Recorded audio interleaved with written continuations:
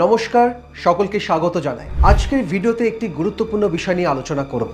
Cyber crime শব্দটির সঙ্গে আমরা সকলেই পরিচিত। বর্তমান জাতীয় স্তরে মিডিয়াতে সাইবার ক্রাইমের সঙ্গে আরেকটি শব্দ আলোচিত হচ্ছে, তার নাম डिजिटल अरेस्ट।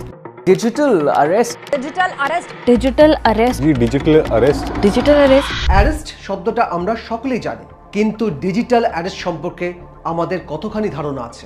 জানা যাচ্ছে কিছু সাইবার ক্রাইম প্রতারক এই বিশেষ পদ্ধতি অবলম্বন করে সাধারণ মানুষের কাছ থেকে অর্থ আত্মসাৎ করছে। তারা প্রথমে পুলিশের পরিচয় দিয়ে একটি ফোন কল বা হোয়াটসঅ্যাপ মেসেজের মাধ্যমে আপনার সাথে যোগাযোগ করে বলবে আপনি একটি অপরাধমূলক কাজের সাথে যুক্ত এবং সেই অপরাধমূলক কাজের জন্য আপনাকে অ্যারেস্ট করা হবে। আপনি হয়তো প্রথমে তাদের কথা বিশ্বাস করবেন না। তারা আপনার সোশ্যাল মিডিয়া প্ল্যাটফর্ম থেকে আপনার বিষয়ে তথ্য সংগ্রহ করে একটি অপরাধের ঘটনা এমনভাবে বলবে যেটা আপনি বিশ্বাস করতে বাধ্য হবেন। এরপর তারা হোয়াটসঅ্যাপ বা ইমেলে একটি নকল অ্যারেস্ট ওয়ারেন্ট কপি ও একটি স্কাইপ ভিডিও লিংক আপনার কাছে পাঠাবে। বলবে পুলিশ অফিসার ভিডিও কলের মাধ্যমে এই অপরাধের বিষয় নিয়ে আপনাকে জেরা করবে। আপনি হয়তো ভয় পেয়ে পুলিশ অফিসারের সাথে কথা বলার জন্য ভিডিও কলে যুক্ত হবেন, কিন্তু ভিডিও কলটি অন করলেই দেখতে পাবেন সত্যি একজন পুলিশ অফিসার বসে আছে আপনার সাথে কথা বলার জন্য। ভিডিওটি দেখে একেবারের জন্য মনে হবে না এটি একটি নকল পুলিশ স্টেশন ও একজন নকল পুলিশ অফিসার সামনে বসে আছে। ঠিক যেমন সিনেমার পর্দায় পুলিশ স্টেশনের সিন তৈরি করা হয়, তারপর সেই পুলিশ অফিসার জেরা শুরু করেই বলবে আপনি ডিজিটাল অ্যারেস্ট হয়েছেন।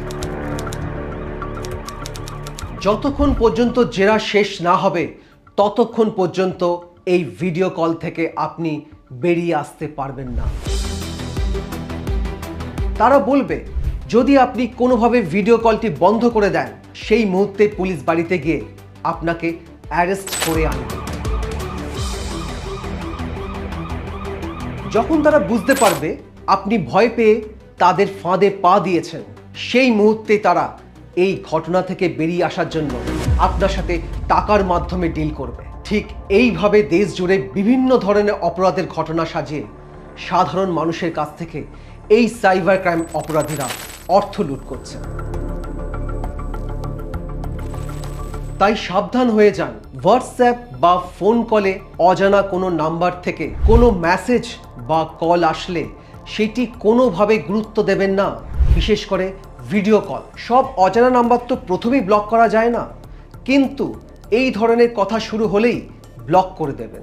হোয়াটসঅ্যাপে কোনো অজানা লিঙ্ক আসলে সেটিকে ওপেন করবেন না। চেষ্টা করুন সোশ্যাল মিডিয়াতে আপনার যতটা সম্ভব প্রাইভেসি মেনটেন করতে। আপনার সমস্ত পার্সোনাল ডিটেলস সোশ্যাল মিডিয়াতে দেবেন না। আর এই ধরনের কোনো কল আসলে লোকাল পুলিশকে জানান। এছাড়া national cyber crime helpline number 1930 এখানে গিয়ে যোগাযোগ করুন। আমাদের দেশে ডিজিটাল অ্যারেস্ট বলে কোনো আইন নেই। ভার্চুয়ালি কখনো কোনো পুলিশ অফিসার অ্যারেস্ট ওয়ারেন্ট পাঠাতে পারে না বা অ্যারেস্ট করতে পারে না। কোনো পুলিশ অফিসার আপনার কাছ থেকে ব্যক্তিগত অ্যাকাউন্টে কোনো অর্থ চাইতে পারে না। তাই সাবধান হন, সতর্ক থাকুন, অন্যকেও সতর্ক করে দিন। এই ধরনের ঘটনা যদি কারোর সাথে ঘটে থাকে তার প্রতিবাদ করুন। আমি অনুরোধ করব এই ভিডিওটি সকলের কাছে ছড়িয়ে দিন, যাতে সাধারণ মানুষ এই সাইবার ক্রাইমের নতুন পদ্ধতির শিকার না হয়।